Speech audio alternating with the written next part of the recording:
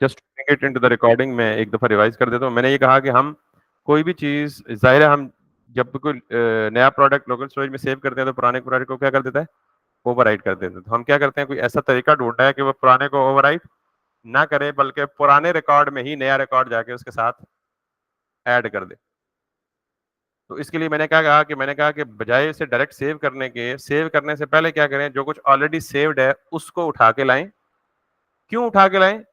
ताकि मैं नई इंफॉर्मेशन को पुरानी इंफॉर्मेशन के साथ जोड़ूं और फिर इसको कलेक्टिवली एट वंस दोबारा सेव कर दूं।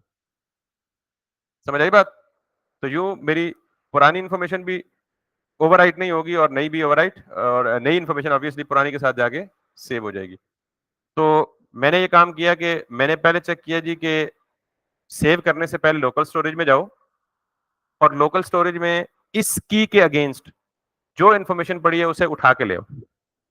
अब दो पॉसिबिलिटीज हैं, या तो ये की एग्जिस्ट ही नहीं करती।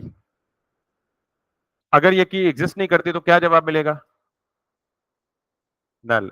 मेरी शक्ल क्या देखना शुरू हो गई, अभी सामने देखा नहीं है कि की एग्जिस्ट नहीं करेगी तो क्या देगा? नल। और अगर की एग्जिस्ट करेगी तो क्या देगा? वो सारा कुछ रीड करके ले आएगा। बात समझ आ गई है? अच्छा, मैं यहां पे चाहता हूं कि अगर जो कुछ तुमने रीड किया है, जो कुछ तुमने रीड किया है, अगर ये नल नहीं है, अगर ये नल, तो यानी अगर इसमें कुछ आएगा तो कंडीशन ट्रू होगी, नल आएगा तो क्या होगी? फॉल्स होगी। तो जो कुछ तुमने रीड किया है अगर वो नल नहीं है तो इसको क्या कर दो? पार्स कर दो। पार्स कर दो, क्योंकि जो रीड करके लाएगा वो किस फॉर्म में होगा? स्ट्रिंग की फॉर्म में होगा ना। तो स्ट्रिंग को वापस किस में कन्वर्ट करना है? ऑब्जेक्ट में कन्वर्ट करना है ना।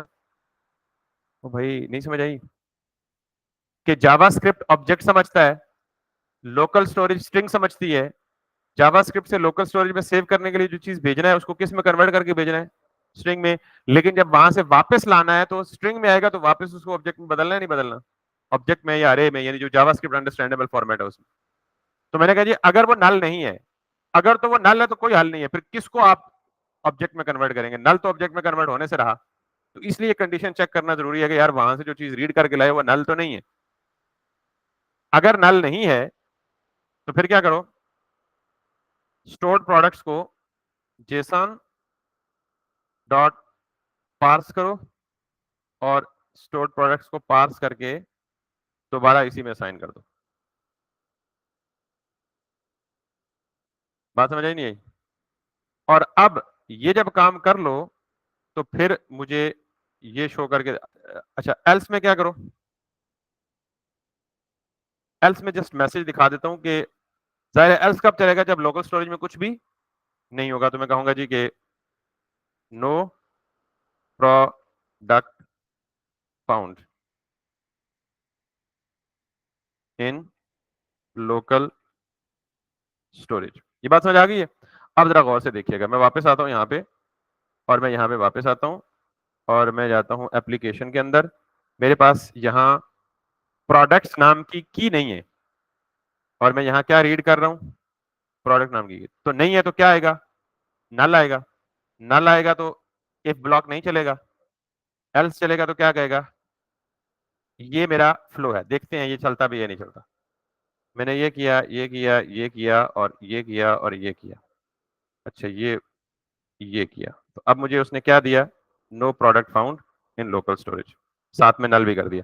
अब जहां नो प्रोडक्ट फाउंड है तो यहीं से क्या कर दें? रिटर्न कर दें। नल क्यों दे रहा है? बिकॉज आगे जाके इसको भी चेक कर रहा है कंसोल लॉग। तो क्या दे रहा है नल? वो क्या है, अब नहीं फाउंड तो बस मैसेज दे दिया, यहीं से रिटर्न कर जाओ, आगे कुछ करने की जरूरत ही नहीं। ये ऊपर वाला कॉन्सेप्ट जो पहले बताया था, यहाँ पे जब एरर आए तो वहीं से क्या कर दो। यहां तक बात समझ आ गई है? तो इसका मतलब है कि जो ही ये रीड करने की कोशिश करेगा तो उसे कुछ भी नहीं मिलेगा। अच्छा, अब ये जो मैं सेव कर रहा हूं, तो अगर इसको कुछ नहीं मिल रहा तो इसका मतलब है this is the first time I am saving something.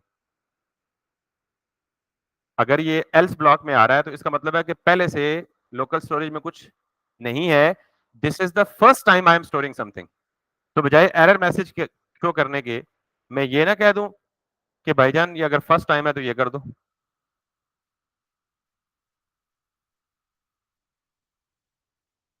क्या ख्याल है? बजाय एरर मैसेज शो करने के मैं कहूँ जी कि मुझे पता है जी पहले से प्रोडक्ट नाम की एग्जिस्ट नहीं करती, तो ठीक है, नहीं करती तो जाके क्रिएट करो और उसके अगेंस्ट प्रोडक्ट की इंफॉर्मेशन क्या कर दो, स्टोर कर दो। बात समझ आई नहीं आई? आ गई है? आ गई है ना? अब जरा देखिएगा, जब मैं यहां पे जाऊंगा, यहां पे जाऊंगा, यहां पे जाऊंगा, यहां पे जाऊंगा, यहां पे जाऊंगा, यहां पे जाऊंगा, अब ये फर्स्ट टाइम है और मेरी लोकल स्टोरेज में कोई इंफॉर्मेशन एग्जिस्ट नहीं करती, तो कौन सा ब्लॉक चलेगा, एल्स या इफ? एल्स चलेगा, तो एल्स में अब एरर तो नहीं आएगा। अब अगर मैं हिट करता हूं तो उसने एल्स में जाके एक इंफॉर्मेशन क्रिएट कर दी। अब जरा गौर से सुनिएगा, अब सेकंड टाइम आता हूं, तो सेकंड टाइम क्या चलेगा, इफ चलेगा। That's very nice. Second time क्या चलेगा, इफ चलेगा। जब इफ चलेगा तो क्या कहेगा कि जो कुछ ऑलरेडी स्टोर्ड है उसे उठा के लाओ, उसे पार्स करो और उसे लॉक कर दो। अभी लॉक कर रहा हूं, आगे चल के बताऊंगा क्या करना है। उसे क्या कर दो, लॉक कर दो। तो अब जरा गौर से देखिएगा, जब मैं यहां पे जाऊंगा, बल्कि पहले यहीं पे जाऊं, यहां पे जाऊं, अब पहले से प्रोडक्ट सेव्ड है, ठीक है,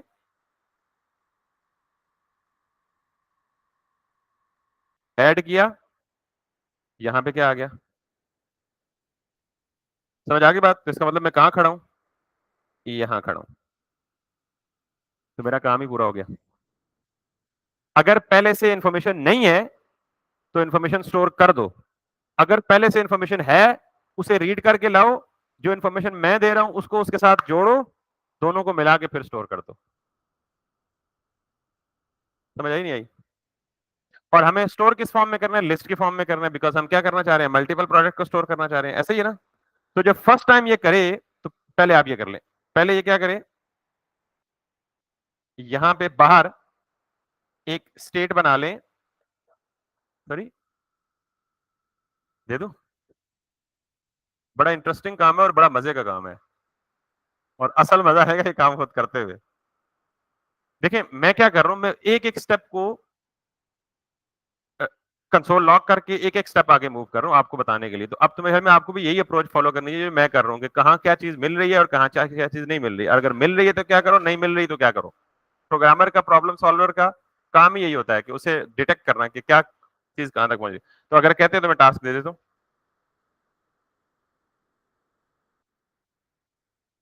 क्या ख्याल है, दे दूं? अच्छा चलिए मैं करा देता हूं, बड़ों की बात माना। तो अब असल में ये चीज देखें, जब पहली दफा राइट करो तो प्रोडक्ट को ऑब्जेक्ट की फॉर्म में राइट ना करो, राइट कर सकते हैं ऑब्जेक्ट की फॉर्म में, लेकिन इस फॉर्म में फायदा क्या होगा कि जब अगले प्रोडक्ट्स आएंगे तो हम ऑब्जेक्ट के अंदर मल्टीपल ऑब्जेक्ट्स तो नहीं डाल सकते, वो तो इनकन्वीनियंट हो जाएगी। डाल सकते हैं लेकिन हम क्या चाहते हैं कि जब पहला प्रोडक्ट भी डालो तो वो इन द फॉर्म ऑफ अरे डालो। क्या डालो, इन द फॉर्म ऑफ, यानी उसको अरे की फॉर्म में कन्वर्ट करके लोकल स्टोरेज में सेव करो, अरे की फॉर्म में कन्वर्ट करके क्या करो, लोकल स्टोरेज में सेव कर लो। तो इस काम के लिए हम क्या करेंगे, हम पहले एक बाहर जाके एक लोकल स्टेट लेते हैं जिसको हम कहते हैं जी const PRODUCTS, products list set products list use state. Initially क्या होगा, एम्प्टी, या आप इस सारे काम को सादा जुबान में ये भी कह सकते हैं, let products equals to this. अब यहां पे आप मुझ पे फतवा लगा सकते हैं, आपने खुद ही तो कहा था वनीला जेएस की तरह वेरिएबल डिक्लेयर नहीं करेंगे आप यहाँ पे, ये वनीला जेएस का स्टाइल है ना, सिंपल वेरिएबल लिखा आपने, उसको आपने इनिशियली क्या असाइन कर दी, एक अरे असाइन कर दी, एम्प्टी अरे। ठीक है, इस पे बाद में आऊंगा कि मैंने ये काम क्यों किया। बहरहाल यहां मैं एक वायलेशन करके जा रहा हूं और बता के जा रहा हूं कि वायलेशन है। यहां पे आए तो मैंने कहा जी कि ये वो जगह थी जहां फर्स्ट टाइम के लिए वो क्या करेगा, इन्फॉर्मेशन को स्टोर करेगा, यानी इस ब्लॉक में तब आएगा एल्स में जब इन्फॉर्मेशन पहले से स्टोर। तो मैं क्या कह रहा हूं कि अगर पहले से स्टोर नहीं है तो आप प्रोडक्ट लिस्ट डॉट पुश करें और उसमें क्या पुश कर दें,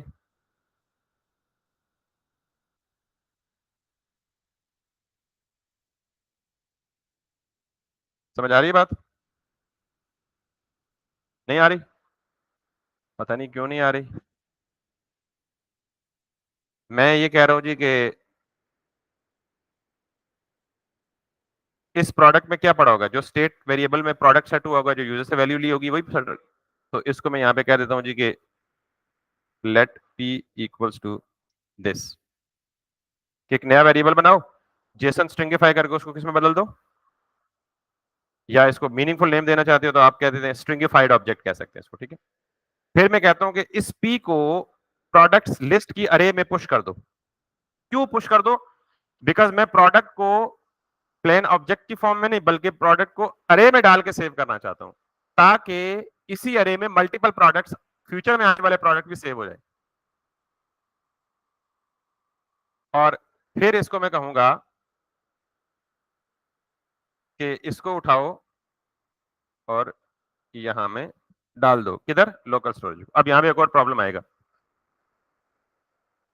ये जो अरे है ना, ये तो जेसन स्ट्रिंगिफाई नहीं हुई, इसके अंदर जो ऑब्जेक्ट है वो क्या हुआ है, जेसन स्ट्रिंगिफाई हुआ है। ऐसे ही है। तो आप एक काम करें कि आसानी के लिए आप इस अरे में डायरेक्ट पुश कर दें वो ऑब्जेक्ट जो स्ट्रिंगिफाई हुआ है, बगैर हुआ है।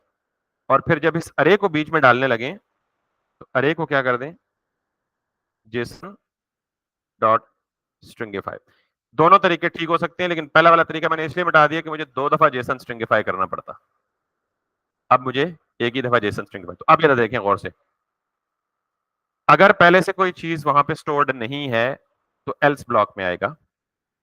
एल्स ब्लॉक में पहले मैं डायरेक्ट एक सिंगल ऑब्जेक्ट को लोकल स्टोरेज में सेव करवा रहा था।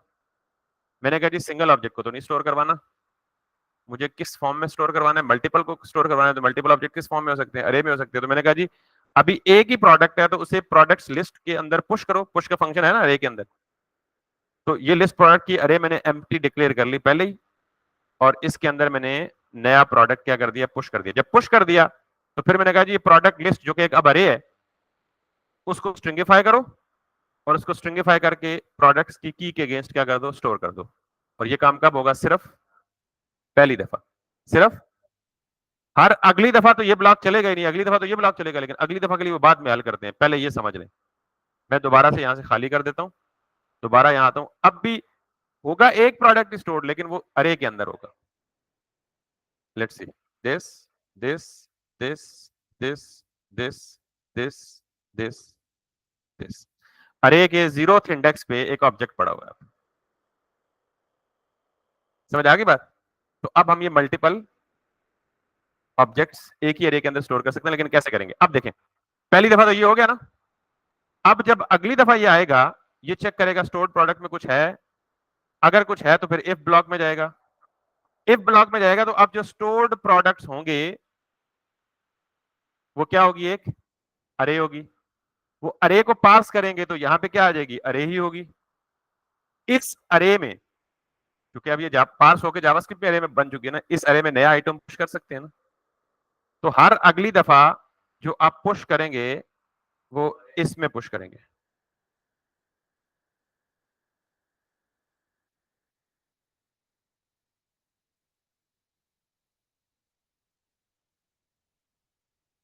ठीक है या नहीं है? ठीक है या नहीं है? यहां तक मुझे बताएं ठीक है या नहीं है, मैं आगे भी चलूं। देखें, मैंने कहा कि before saving a new product या बिफोर डूइंग एनीथिंग, सबसे पहले जाओ लोकल स्टोरेज में, प्रोडक्ट नाम की की को ढूंढो। अगर प्रोडक्ट नाम की की में कोई चीज मिल जाए तो उसे कहां स्टोर कर दो, स्टोर्ड प्रोडक्ट में। अब इस स्टोर्ड प्रोडक्ट के वेरिएबल में दो पॉसिबिलिटीज है, दो वैल्यूज आने की, या तो नल आएगा या कोई वैल्यू आएगी रीड होके। नल कब आएगा, जब लोकल स्टोरेज में पहले से कुछ नहीं पड़ा होगा। तो उसको तो मैं यही यही चीज तो यहां चेक कर रहा हूं, अगर नल है तो किस में जाओ, एल्स ब्लॉक में। अगर नल ना आए, पहले से कोई चीज स्टोर्ड हो, तो फिर किधर जाओ, इफ ब्लॉक में। अब जो चीज पहले से स्टोर्ड है वो किस में आ चुकी होगी, लेकिन किस हालत में होगी, स्ट्रिंग की हालत में होगी। तो मुझे उसे कन्वर्ट करना है किस हालत में, दोबारा जावास्क्रिप्ट की अरे में, जेसन पार्स। बात समझ आ गई भाई।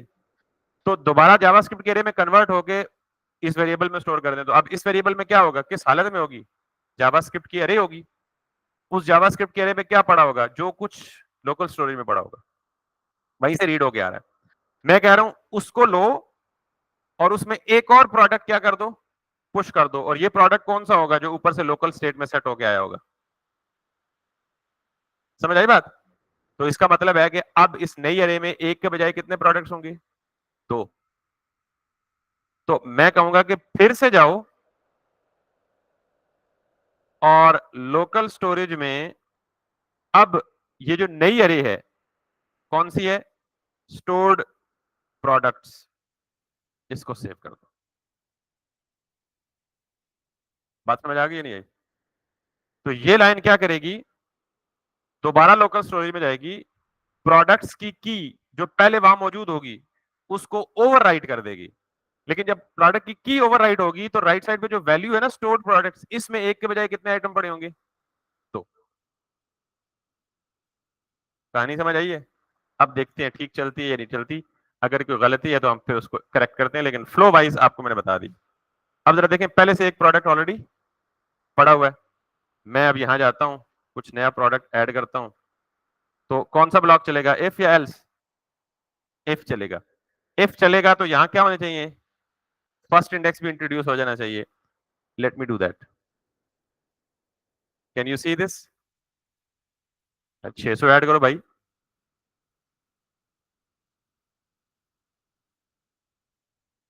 Everything is saved. तो इसका मतलब है कि ये जो एल्स ब्लॉक है ये सिर्फ द वेरी फर्स्ट टाइम चलेगा जब क्या मिलेगा उसको, नल। बाकी हर दफा इफ वाला ब्लॉक चलेगा। इफ वाले ब्लॉक में क्या होगा, अरे लेके आएगा, अरे में नया आइटम पुश करें और फिर नई अरे को दोबारा लोकल स्टोरेज में भेज दें। सिर्फ फ्लो चेक करना है, बाकी काम आप, मैंने दो ही तो फंक्शन यूज किए, सेट आइटम और गेट आइटम, तीसरी तो कोई चीज ही यूज नहीं की। बात समझ आ गई है। अब आप मुझे कहें जी कि आपने ये वायलेशन क्यों की है। हम प्लेन जावास्क्रिप्ट को या प्लेन वनीला जेएस के वेरिएबल्स को क्यों यूज नहीं करते, जब हमें ये डर होता है कि या तो वो अपडेटेड वैल्यू व्यू पे रेंडर नहीं होगी। एक यही सूरत थी ना कि जब हम मैनुअल जावास्क्रिप्ट वाले वेरिएबल्स को यूज करें तो व्यू पे अपडेटेड वैल्यू रेंडर नहीं होगी। दूसरा काम ये था, स्टेट को हम क्यों यूज करते हैं कि जो ही कोई स्टेट वेरिएबल में चेंज आए तो व्यू को री रेंडर कर दे। यू स्टेट को क्यों यूज करते हैं कि यू स्टेट, स्टेट वेरिएबल में जो वैल्यू अपडेट होती है तो व्यू को क्या कर देती है, री रेंडर कर देती है। और दूसरी कि वो म्यूटेट कर देती है, वो क्या कर देती है। ये जो पर्टिकुलर केस है कि मैं चाह रहा हूं कि जब भी कोई नया आइटम लोकल स्टोरेज में जाए तो व्यू को अपडेट करने की तो जरूरत ही नहीं है, कहीं से कोई व्यू अपडेट हो रहा है। दूसरा, मैं चाह रहा हूं कि ये जो पुश है ये एग्जिस्टिंग अरे को म्यूटेट कर देता है। तो भाई मैं चाह ही रहा हूं कि म्यूटेट हो। मैं क्या चाह रहा हूं, हो जाए, कोई मसला नहीं है। समझ आ रही है बात। तो ना मुझे पूरे के पूरे फंक्शनल कंपोनेंट को री रेंडर करवाना है और ना ही मुझे म्यूटेशन की परवाह है। इस सूरत में आप कर सकते हैं जावास्क्रिप्ट के वेरिएबल्स यूज। नहीं समझ आई, कर सकते, कर सकते हैं। उस केस में अगर करते तो आपको डीस्ट्रक्चरिंग वाला काम करना पड़ता, मे भी। कर दें उसको। पहले मुझे बताएं, ये सारा फ्लो समझ आ गया आपको, पक्का। पक्का सर।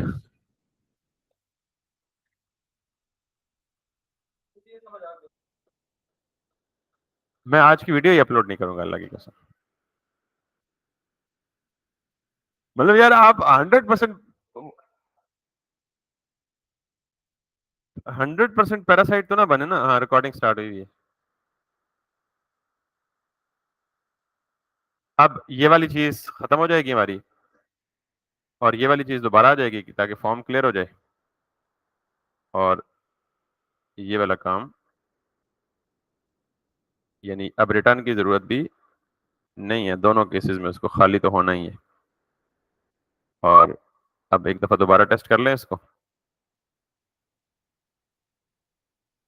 खाली कर लें इसको। दिस, दिस, दिस और दिस फर्स्ट टाइम आ गई, अरे, और फॉर्म भी खाली हो गया। This, this, this, this, this, दो आगे। This, this, this, this, this, this, तीन आगे। अच्छा, मैं उस स्टेट से यूज करके करता हूँ। पहले मैं क्या करता हूँ, इनको रेंडर भी करवा लूं।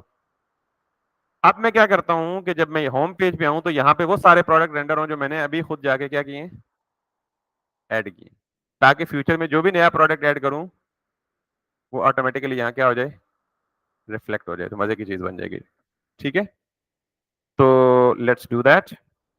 अब मैं जाऊंगा कहाँ पे जी, जहां वो प्रोडक्ट रेंडर हो रहे हैं। प्रोडक्ट कहाँ रेंडर हो रहे हैं जी, ऐप में रेंडर हो रहे होंगे, ठीक है, और ऐप में मैप लगा हुआ है। तो अब आप क्या करें, ओ नाइस, यहाँ पे आपको एक बिल्कुल ब्रांड न्यू कॉन्सेप्ट मिलेगा।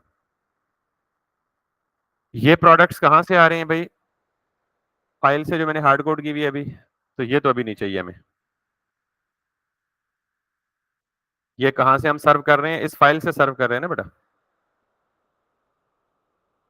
ये तो अब हमें, तो इसका रोला तो मुकाएं। इसका रोला मुकाया तो ऑब्वियसली प्रोडक्ट्स नहीं मिले, तो प्रोडक्ट्स यहाँ लोकल स्टेट इनिशियलाइज नहीं होगी, ये इनिशियलाइज नहीं होगी, तो प्रोडक्ट्स अवेलेबल नहीं होगा, तो ये सारा क्या कर जाएगा, ब्रेक कर जाएगा। सारा क्या कर जाएगा, ब्रेक कर जाएगा। तो अब हम क्या चाहते हैं, आजादी। हम चाहते हैं कि जो ही ये ऐप का कंपोनेंट रेंडर हो, तो सबसे पहले लोकल स्टोरेज में जाओ, वहां से प्रोडक्ट को गेट करो, और उन प्रोडक्ट्स को लोड कर दो लोकल स्टेट में। बात समझ आई नहीं आई, आई रिपीट। मैं चाहता हूं कि जब भी मेरी ऐप रेंडर हो, क्योंकि जाहिर है जब भी ऐप रेंडर होगी तो पहला कंपोनेंट कौन सा चलेगा, होम चलेगा ना। अभी एरर इसलिए आ रहा है कि मैंने वो डेटा सोर्स हटा दिया। पहला कंपोनेंट कौन सा चलेगा, ऐप का चलेगा ना। तो ऐप का कंपोनेंट चलेगा तो सारे के सारे प्रोडक्ट क्या होने होते हैं यहाँ पे, डिस्प्ले होने चाहिए। वो कैसे डिस्प्ले हो गए, मैं कहता हूं कि जो ही ऐप का कंपोनेंट रेंडर हो, सबसे पहले किधर जाओ, लोकल स्टोरेज में जाओ। लोकल स्टोरेज से सारा डेटा उठा के लाओ। यस। तो अब मुझे बताएं कि मैं यहां पे अगर एक फंक्शन लिख दूं, गेट डेटा,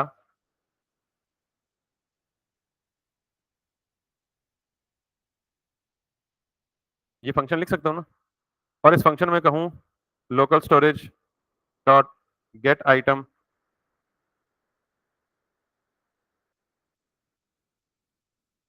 सेम काम जो दूसरी फाइल में किया है, प्रोडक्ट्स किस फॉर्म में लाके देगा,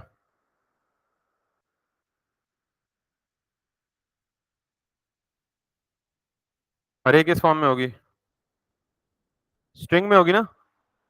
तो स्ट्रिंग को किस में कन्वर्ट करना होगा, शॉर्टकट काम करने के लिए इधर ही ना कर लें।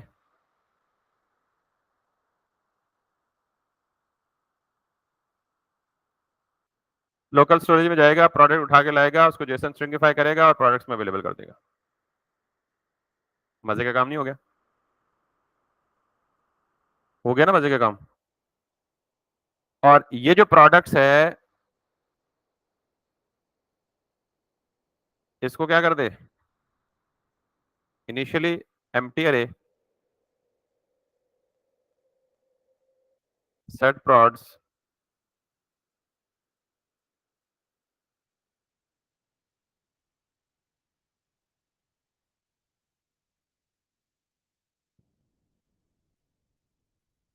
क्या ख्याल है।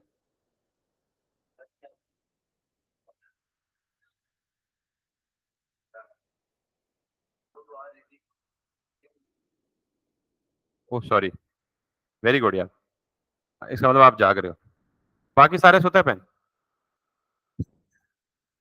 तो मैं क्या कर रहा हूँ, मैं लोकल स्टोरेज से उठा के ला रहा हूँ, तो वो पहले ही क्या है, मैं दोबारा स्ट्रिंगिफाई कर रहा हूँ उसको, तो क्या करना है उसको, पार्स करना है। ये जागने की अलामत होती है। तो अब क्या कर रहा है, local storage get items products, इनको उठा के पार्स कर रहा है और प्रोडक्ट में सेव कर रहा है, और ये प्रोडक्ट्स में किसको असाइन कर रहा हूँ, इस स्टेट को, और ये स्टेट ऑलरेडी यहाँ यूज हो रही है, इसमें मैप लग रहा है, बाकी सब कुछ ठीक चलेगा। और इसकी जाहिर है इसमें नई आने वाली वैल्यू की पॉसिबिलिटी क्या है, किस फॉर्म में आएगी, अरे की फॉर्म में आएगी, तो इसलिए मैंने इनिशियल क्या रखा है, एम्प्टी अरे। अब ये चलेगा नहीं, क्योंकि गेट डाटा में ये सारा काम हो रहा है, तो गेट डाटा कहीं कॉल कर रहा हूं मैं, नहीं कॉल कर रहा ना, तो नहीं चलेगा अभी।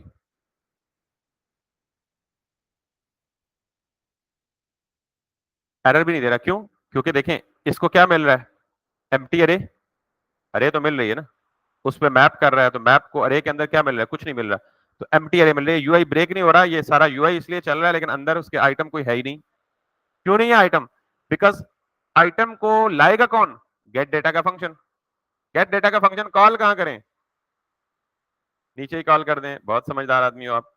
अगर मैं यहां कॉल कर दूं और ना चले तो तुम जवाबदार हो, क्यों, आपको पता है ना, फंक्शन को डिफाइन कर दें और फंक्शन को जब तक कॉल नहीं करेंगे वो फंक्शन एग्जीक्यूट। तो अब मैं इस फंक्शन को चलाता हूं, तो उसने कहा भाई जी खैर है, खैर है या नहीं है। यहां पे एक बहुत इंपॉर्टेंट कॉन्सेप्ट आता है, अगर इजाजत दें तो अभी पढ़ा दूं, वरना अगली क्लास पे उसे ट्रांसफर कर दूं। नहीं, कार्ड को छोड़ो, अगला सारा काम हुआ पड़ा है, वो उसी तरह कार्ड में रेंडर करेगा, यहाँ पे काम खराब है। आप कभी भी, अब ये जरा गौर से सुनिए बात, आप कभी भी रिएक्ट के अंदर रहते हुए किसी ऐसी चीज को एक्सेस डायरेक्टली नहीं करेंगे जो रिएक्ट की एप्लीकेशन के स्कोप से बाहर है। अब मैं आपको एक एग्जांपल देता हूं, स्कोप से बाहर का क्या मतलब है। हमारी रिएक्ट एक अलग एप्लीकेशन है, ब्राउजर की लोकल स्टोरेज एक अलग एप्लीकेशन है। हम अपनी रिएक्ट की एप्लीकेशन के अंदर से ब्राउजर की लोकल स्टोरेज को एक्सेस कर रहे हैं, which is an external resource. React में आप डायरेक्ट किसी भी एक्सटर्नल रिसोर्स को एक्सेस नहीं कर सकते, या नहीं करेंगे, अगर कर सकें भी तो नहीं नहीं करेंगे आप, अलाउ नहीं है। ये बात समझ आ गई जो मैं पश्तो बोल रहा हूं, इसको कहते हैं, या इस तरह के ऑपरेशंस को कहते हैं साइड इफेक्ट्स। कौन से ऑपरेशन को, कि मैं रिएक्ट की एप्लीकेशन में रहते हुए किसी दूसरी एप्लीकेशन से इंटरेक्ट कर रहा हूं। आपको पता है कि रिएक्ट में तो आप डायरेक्ट डॉम को भी एक्सेस नहीं कर सकते, document dot gate element ID मना किया ना इस काम से। क्यों, क्योंकि आपके रिएक्ट की एप्लीकेशन में रहते हुए किसको एक्सेस कर रहे हैं, ब्राउजर के डॉम को। तो अगर आप डॉम को एक्सेस नहीं कर सकते, तो आप लोकल स्टोरेज को एक्सेस करने का कैसे जसारत कर सकते हैं। समझ आइए बात। तो इस बात को यूं सादा अल्फाज में यूं समझ लें कि whenever you need to access any external resource from within the React application, you cannot do it directly, or you should not do it directly. And these kind of operations are called side effects.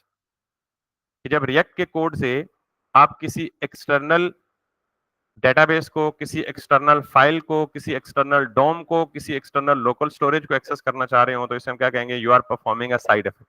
आप क्या कर रहे हैं, तो इसका मतलब है कि ये जो गेट डेटा का फंक्शन है ना, ये असल जिम्मेदार है साइड इफेक्ट का, क्योंकि गेट डाटा के अंदर लोकल स्टोरेज एक्सेस हो रही है, और लोकल स्टोरेज क्या है, हमारी रिएक्ट एप्लीकेशन के स्कोप से बाहर है, रिएक्ट एप्लीकेशन के स्कोप से बाहर है। That's why this is called side effect. तो साइड इफेक्ट क्या हुआ, accessing the local storage right from with in the React application.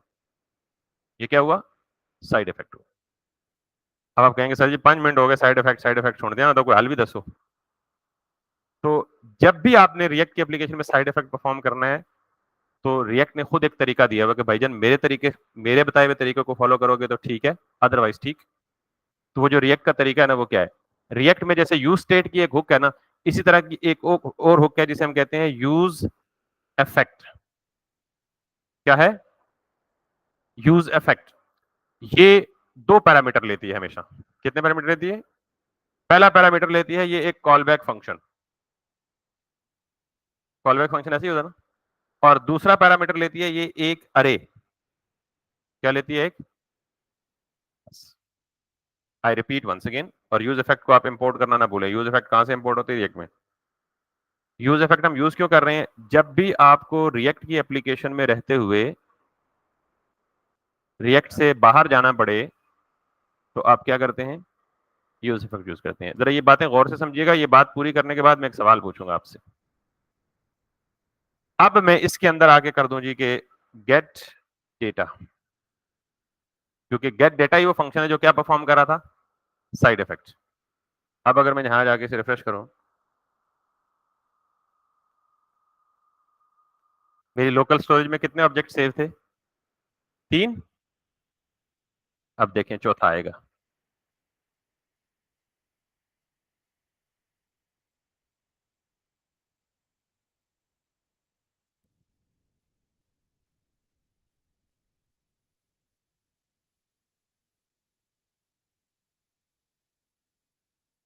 ये चीज चाहिए थी ना। पेज को रिफ्रेश करें, ब्राउजर को क्लोज कर दें, कल आके खोलें, 6 साल बाद खोलें, 7 साल बाद खोलें, वो ब्राउजर वो इन्फॉर्मेशन सेव रहेगी जो लोकल स्टोरेज में। अच्छा, इसको तो खैर मजे की चीज है, लेकिन असल चीज क्या है? Use effect. ये काम तो सिंपल फंक्शन है। ये क्या कर रहा है? वही काम कर रहा है। लोकल स्टोरेज में जा रहा है, वहां से इन्फॉर्मेशन को फेच करके ला रहा है, उसको पार्स कर रहा है और उसको लोकल स्टेट में सेट कर रहा है। आगे का काम तो वही है जो पहले आपने किया हुआ, पहले से आपको पता है, सिर्फ ये काम चेंज हुआ है। समझ आ गई है? सवाल पूछो।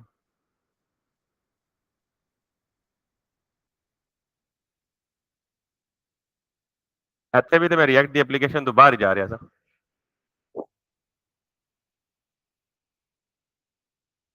इधर भी तो मैं लोकल स्टोरेज को गेट कर रहा हूँ ना। यस। फंक्शनल कंपोनेंट लेवल पे डायरेक्ट एक्सेस की बात हो रही है। ये तो तब लोकल स्टोरेज एक्सेस होगी जब आप क्लिक करके किसी पे आएंगे, तो ये ऑलरेडी कॉल बैक फंक्शन के अंदर है। बात में जाइए कि साइड इफेक्ट किसको कहते हैं? जब आप किसी फंक्शनल कंपोनेंट के अंदर डायरेक्टली किसी एक्सटर्नल चीज को एक्सेस कर रहे होंगे, डायरेक्टली अगेन किसी और फंक्शन के अंदर कर रहे होंगे, तो वो प्रॉब्लम नहीं होगा, क्योंकि ये फंक्शन चलेगा ही तब जब सबमिट होगा। समझ आएगी बात ना? तो किसी फंक्शन के अंदर एक्सटर्नल चीज को एक्सेस करें, that doesn't matter at all. लेकिन ये जो काम है यहां पे, कि अगर मैं इस गेट डेटा को या इस पूरी लॉजिक को उठा के डायरेक्ट फंक्शनल कंपोनेंट के अंदर लिख देता, तो आप किसी फंक्शनल कंपोनेंट के अंदर डायरेक्टली किसी एक्सटर्नल रिसोर्स को अगर एक्सेस करेंगे, तो वो साइड इफेक्ट होगा। वो क्या होगा? और side effect is very costly in React application. You can not afford it and you will not do it. That's why to perform a side effect you need use effect hook. ये अरे क्या करती है? क्यों खाली है? फिलहाल इसे खाली रहने दें। लिखनी जरूर है, नहीं लिखेंगे तो प्रॉब्लम आएगी। ये क्या करती है आगे चल के हम पढ़ेंगे, but for now it's good. अब मुझे बताएं कि ये यूज इफेक्ट चलता कब है। याद रखिएगा कि अगर किसी भी फंक्शनल कंपोनेंट में यूज इफेक्ट की हुक मौजूद होगी, तो कंपोनेंट रेंडर होने के बाद सबसे पहला काम क्या होगा? यूज इफेक्ट चलेगा। सबसे पहला काम क्या होगा? तो जो ही ये कंपोनेंट रेंडर होगा ऐप का, सबसे पहले क्या चलेगा? Use effect. यूज इफेक्ट चलेगा तो क्या कॉल होगा? Gate data. गेट डेटा चलेगा तो क्या होगा? ये लोकल स्टोरेज से उठा के लाएगा और लोकल स्टेट में, यानी सेट प्रॉड में, प्रोडक्ट जो लोकल स्टोरेज जाएंगे वो आगे यहाँ रेंडर हो रहे। फिर अगला कंपोनेंट जब चलेगा तो ऑब्वियसली उस वक्त तक प्रॉड्स में वैल्यू आ चुकी होगी, वो मैप लगाएगा और बाकी काम सारा वही होगा।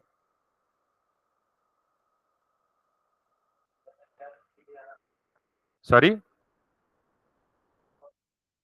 जी, वो इसलिए कि जब आपने जहां से कार्ड रेंडर किया है, तो कार्ड के यूआई में जाके जितनी चीजें आपने कही है ना, वही चीजें आ रही हैं।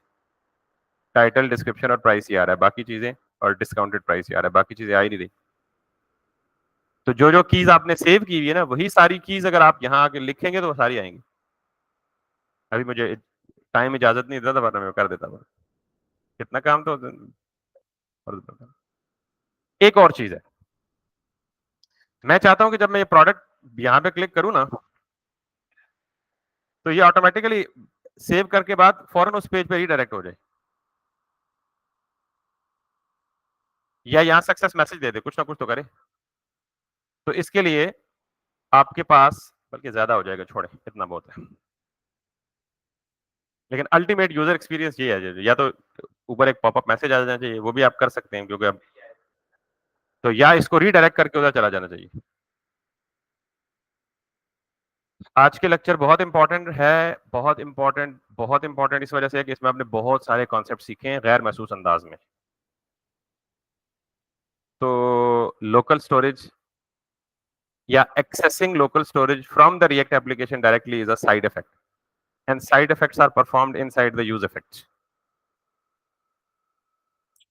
Thank you very much. कोई सवाल है तो पूछ ले। वो भी बहुत दूर की बात है भाई, किधर चला गया तो वो